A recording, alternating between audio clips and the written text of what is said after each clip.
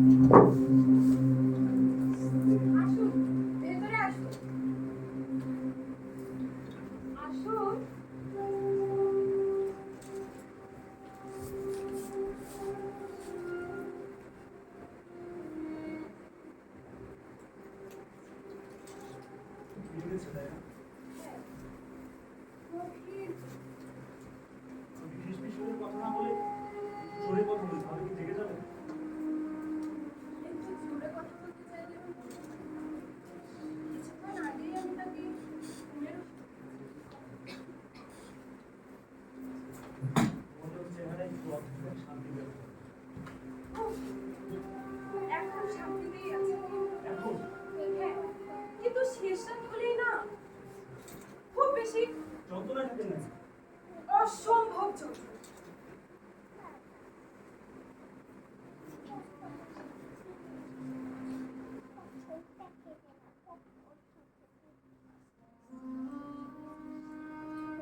আমি ওয়াকাবাসী 12 তারিখে ঠিক রাত 9টায় ভর্তি হচ্ছেন নাকি? আমি একটি ব্যবসার কাজে বাইরে গিয়েছিলাম। যখন খবর পেলাম যে আমার স্ত্রী অসুস্থ হয়ে পড়েছেন, ওরা আমাকে বললো তেমন জটিল কিছু নয়, কিন্তু হসপিটালে যখন কাউকে নিয়ে আসা হয়েছে অবশ্যই সিরিয়াস কিছু হবে। আপনার স্ত্রীর এরকম আগে অনেকবার হয়েছে, তাই না? এটা প্রথমবার অবশ্যই নয়, কিন্তু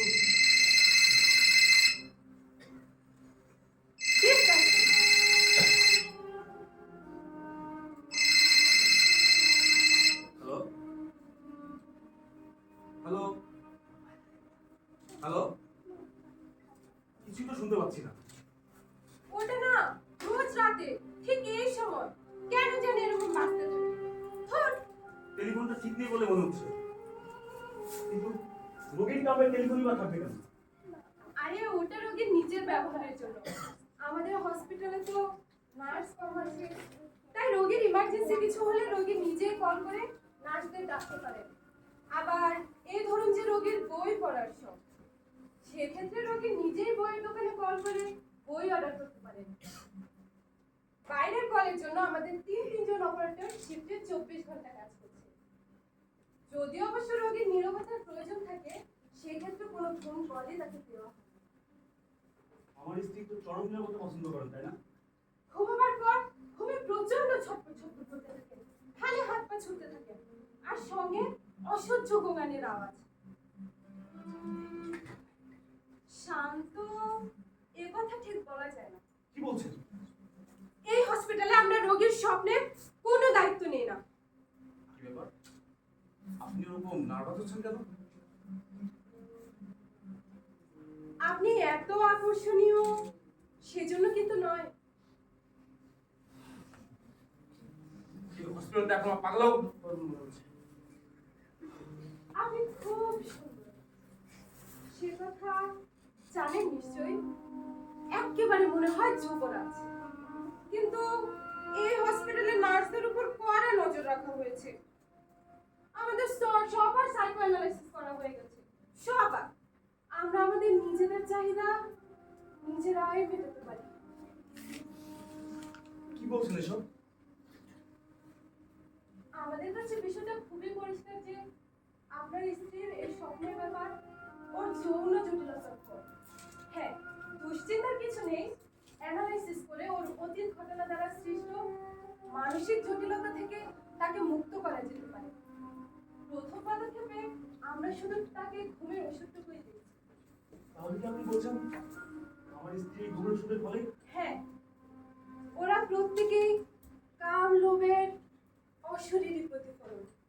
এমনকি যে অদ্ভুত দর্শনার্থী প্রতি রাতে এখানে আসেন, তিনিও। দর্শনার্থী প্রতি রাতে? আর এখানে? ও গড, আমি তো বলে ফেললাম। আমাকে শক্তভাবে নির্দেশ দেওয়া হয়েছিল যেন আমি বিষয়টা কাউকে না বলি, কিন্তু কি করে যে মুখ থেকে বেরিয়ে গেল। আচ্ছা, ওই দর্শনার্থী কি পুরুষ? শান্ত হন, উনি মাঝবয়সী খুব সুন্দরী এক মহিলা। এই এলেন বলে জানি না কেন এমন হয়, তার সান্নিধ্যে আমার কেমন যেন বিষণ্ণ বিষণ্ণ লাগে। এটা কেমন? খুব স্টাইলিশ ড্রেস পরে, উচ্চ মধ্যবিত্ত। আমার তো দেখে তাই মনে হয়। জানেন, আশ্চর্যের ব্যাপার হলো আমাদের বুর্জোয়া পরিবারগুলোতে প্রায়ই দেখা যাচ্ছে অবচেতন মনে যৌন আকাঙ্ক্ষাকে দাবিয়ে রাখার চেষ্টা অনেক বেশি। এই কিছুক্ষণের মধ্যেই চলে আসবে। এখন গভীর রাত, এখনই প্রেম করার সময় শুরু হয়। প্রেমের ঝগড়া, ঘৃণা। দিনের সংগ্রাম যখন শেষ হয়, রাতের যুদ্ধ শুরু হয়। অনেক বিভৎস, জীবন মরণ ধস্তাধস্তি। আমরা প্রেমের পৃথিবী থেকে অনেক দূরে। সোহাগের ঘণ্টাধ্বনি আমরা শুনতে পাই না। আমরা যেটা পারি, আর তাও মাঝে মাঝে, সেটা হলো বিছানায় এক ধরনের রাসায়নিক পরিবর্তন ঘটাতে পারে। এরকম হসপিটাল যতই থাক না কেন, আমাদের চাহিদা মেটাতে পারে না। অন্তত ডিরেক্টর সাহেব তো তাই বলেন সবসময়।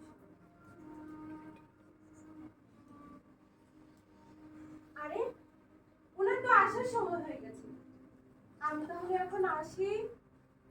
Good night.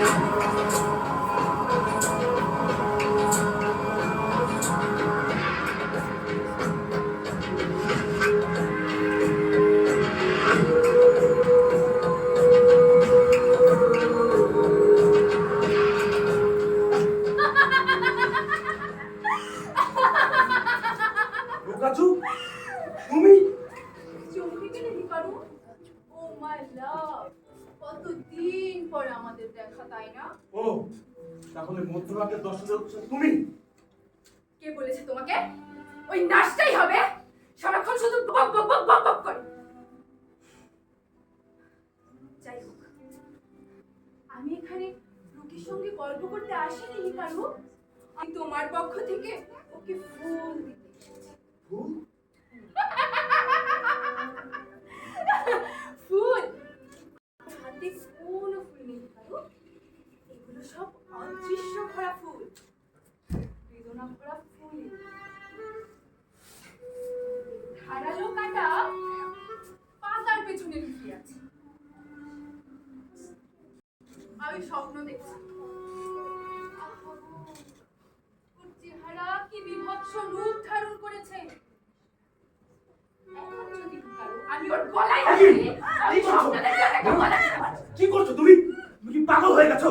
আর আমার স্ত্রী একে কষ্ট দেওয়া অধিকার আমি তোমাকে দিব না। তুমি এখান থেকে চলে যাও। চলে যাব? না না না হিকারু, আমি তো এখান থেকে যাব। আমি তো আজ রাতে তোমাকে দেখতে এসেছি হিকারু। তোর হাত বরফের মতো। আশ্চর্য হওয়ার কিছু নেই। এই হাতে রক্ত নেই। আরে দোস্তানা? ও দস্তানা, তোমার যদি দস্তানা পছন্দ না হয় তাহলে আমি তা খুলে ফেলছি। এটা খুবই সহজ। কিন্তু ছুরি কাছে এত রাতে আমি এখানে এসেছি। রাত কি জানো হিকারু?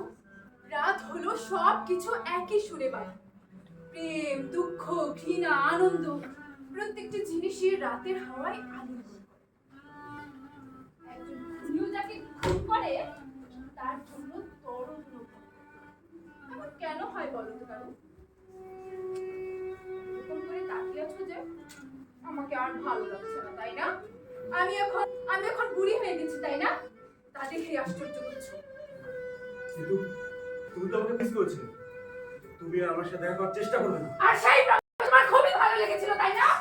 তারপরে তুমি এই আরেককে বিয়ে করলে। একটা অসুস্থ মোড়া।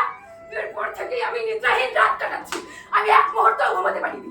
আমার করুণা জাগ্রত হবার জন্যই তুমি এখানে এসেছো। কেন এসেছি তা আমি নিজেও জানি না হিকারু। তবে আমার যখন তোমাকে খুন করতে ইচ্ছা হয় তখন আমি ভাবি যে তোমার মৃত্যুর পর আমার উপর করুণা করলে আমার ভালো লাগে। আর এই সব ধরনের অনুভূতি আমি বিরাজমান হিকারু। আশ্চর্য লাগছে না হিকারু? এই সব ধরনের অস্তিত্ব আছে আমি একই সময়ে কি করে বিদ্যমান। তুমি সব কি বলছো? আমি তো কিছুই বুঝতে পারছি না।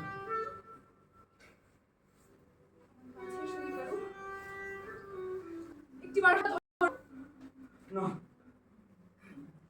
প্রথমবার যখন ধরেছিলাম ঠিক এভাবেই হরিণের মতো লাফিয়ে চলেছে। আজ যেমনটা করবে। হ্যাঁ ঠিকই বলছো। আমি তোমার সাথে প্রেম করিনি, বরং বলবো ওটা ছিল আমার বালক সুলভ কৌতূহল। কিন্তু কিন্তু তুমি তো আমাকে ভালোবেসেছিলে হিকারু। তুমি তো আমাকে খুঁটিয়ে দেখেছিলে। জানো হিকারু, আমার না তোমাকে পূজা করতে ইচ্ছা করতো। আশা করি তোমার জায়গা আমার কাছে সেটাই। আমি আসি আগে হিকার না নেই। তোমার লজ্জা করে না? এই যে আমি শুয়ে আছে আমার স্ত্রী।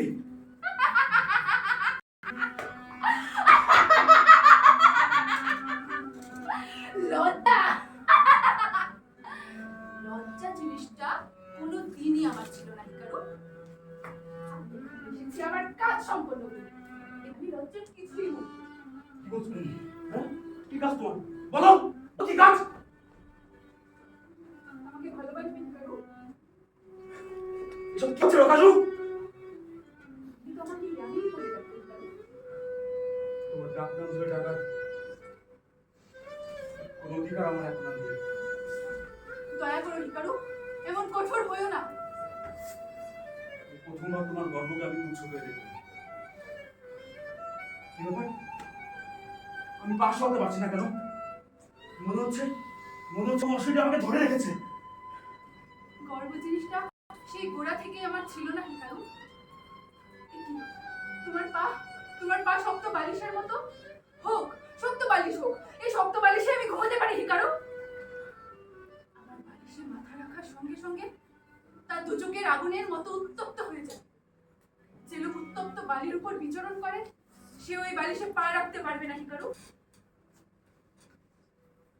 একটু সতর্ক থেকো, আমার করুণা জাগ্রত হলে আমি দুর্বল হয়ে যাই। এখন বুঝতে পেরেছি তুমি আবেগকে করুণা করে তুলেছো, না? এসব কি বলছো?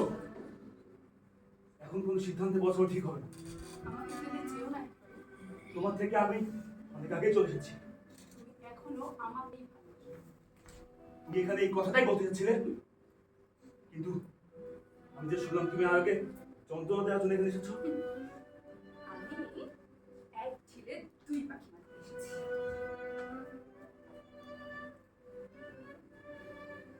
পুরোনো দিনে আমার ভেতরে অস্থিরতা আমাকে দুর্বল করে ফেলছে, তাই চাইলাম কেউ আমাকে শৃঙ্খলিত করুক। একটা খাঁচা যার ভেতর নিজের আশ্রয় খুঁজে বাঁচবে। তুমি সেই খাঁচা ছিলে আমার জন্য, কিন্তু আবার যখন স্বাধীন হতে চাইলাম তখন দেখলাম তুমি একটা খাঁচা ছাড়া আর কিছুই নও। তোমার মধ্যে আর কোনো অস্তিত্ব নেই।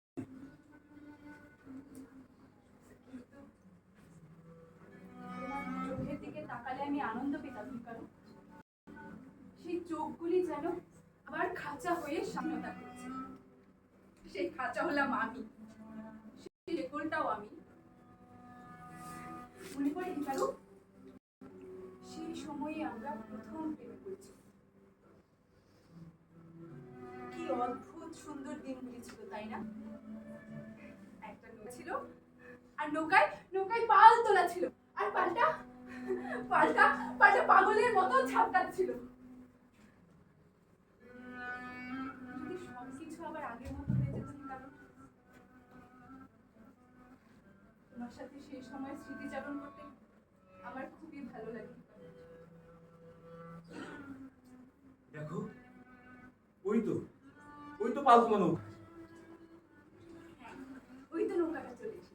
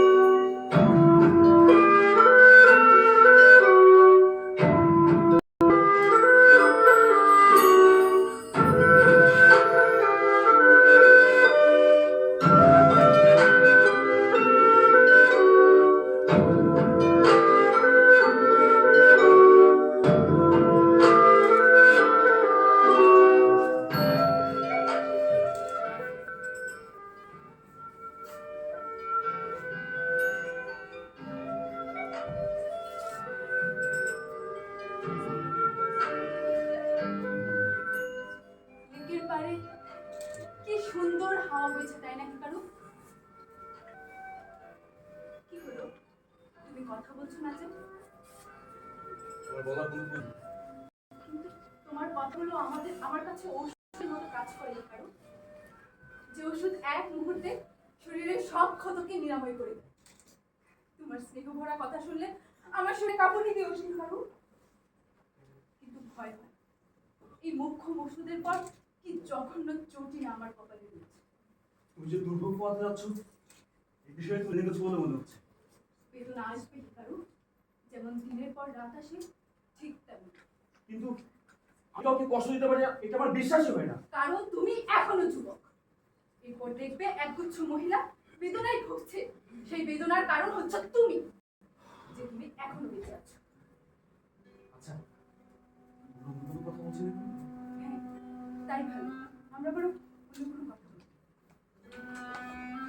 দেখো, দেখো নৌকাটা দুলছে। নৌকা ডুবি ভাবছি এই ধরনের একটা নৌকা তোমার জন্য কেন কিনলাম না কারু, যেটা চলার সঙ্গে সঙ্গে এক পলকে ডুবে যাবে।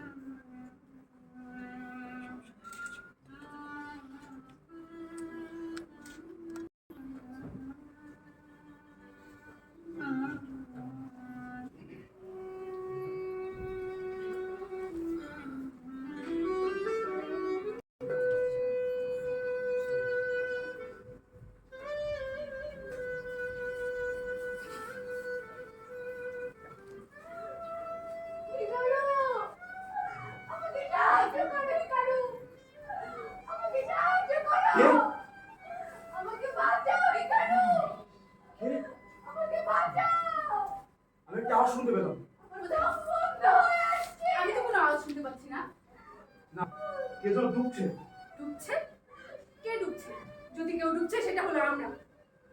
না, তুমি মিথ্যা কথা বলছো। আমি একটা আওয়াজ শুনতে পেয়েছি। না, ওটা মনে হয় নৌকার ক্যাচক্যাচ শব্দ হিকারু। না, এটা আয়ের আওয়াজ হবে। না, আয়, আয়, আমাকে ফেলে যেও না হিকারু। আয়, তুমি শুধু আমাকে ভালোবাসো হিকারু। আয়। ভুল করো না হিকারু। তুমি শুধু আমাকে ভালোবাসো। আমি তোমাকে ভালোবাসি না। আয়, হিকারু, তুমি শুধু আমাকে ভালোবাসো। আমি তোমাকে ভালোবাসি না। বাসি না। বাসি না। আয়, আমাকে ফেলে যেও না হিকারু। ভুল করো না। আমাকে ফেলে যেও না হিকারু। এমন ভুল করো না।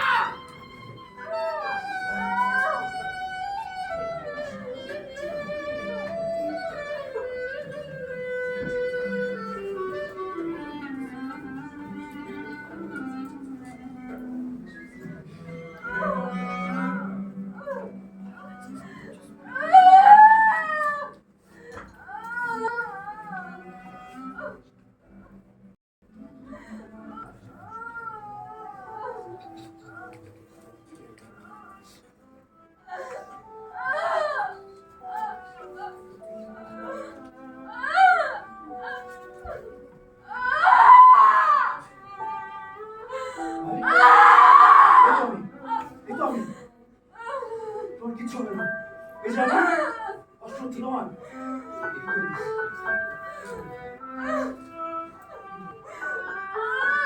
ইয়ামিনী? ইয়ামিনী কই?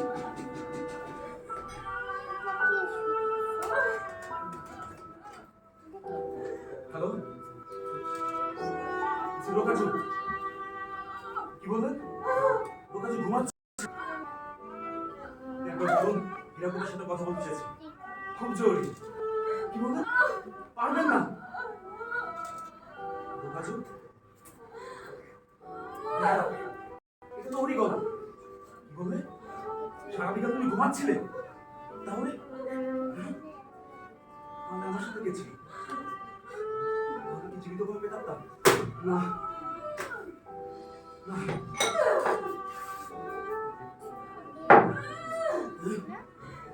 কি হচ্ছে সব? কি হচ্ছে?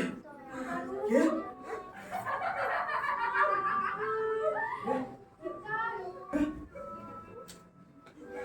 কে? টেলিফোনের পাশে না আমি আমার কালো দস্তানাটা ডেলিভারি করে দিয়ে যাবে একটু। বলছি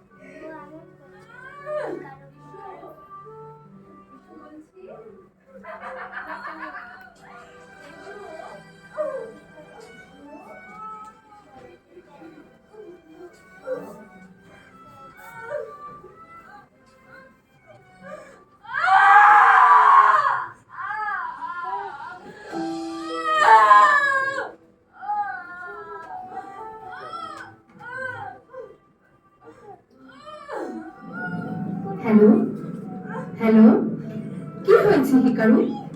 এতদিন পর কল করেছো, কিছু হয়েছে নাকি? কি হলো? আমাকে রাতে ঘুম থেকে জাগিয়ে হঠাৎ কথা বলছো না কেন? কি চাও?